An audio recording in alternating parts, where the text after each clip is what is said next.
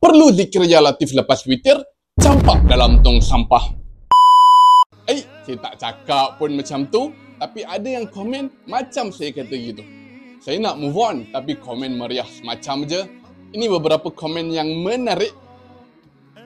Wahabi ke? Udah-udahlah ikut cara Wahabi. Ulama dah susun comel dah. Baik, saya respon sikit. Zikir witir Subhanal Malik Al-Quddus bukan ajaran Wahabi.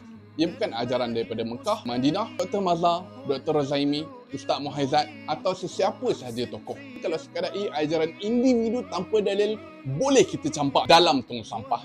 Tapi ini datang daripada hadis sahih Nabi SAW. Jakim, pejabat mufti wilayah, bahkan Asyidillah Syairah seperti Dr. Umar Muhammad Nur dan Ustaz Jafri Abu Bakar pun pernah nukilkan juga zikir ni. Ke orang pun Wahabi.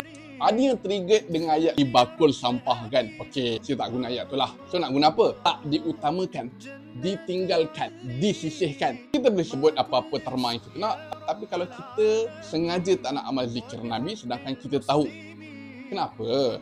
Seterusnya, ada pula yang beria bertahan zikir ya latif ni. Saya dah kata banyak kali, tak ada siapa yang mampu halang. Cumanya, saya sendiri tak amal lah. Dan saya yakin tak ada yang berani kata rugi kalau tak amal zikir ni kan. Yang saya tekankan, kalau nak baca pun zikir turun-temurun ni pun, janganlah tinggal zikir Nabi. Seusai salam, lafazkan ikut sunnah dulu. Subhanal Malik Al-Quddus, kemudian bacalah apa nak baca.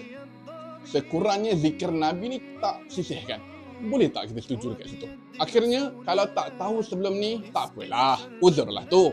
Sekarang dah tahu, boleh amalkan. Tapi kalau dah tahu tapi sengaja tak nak amal, kenapa? Berani mengaku ahli sunnah, tapi sengaja tak nak amal sunnah. Come on. Cukup dah tu. Kita move on. Next, kita sembang sunnah berbuka puasa.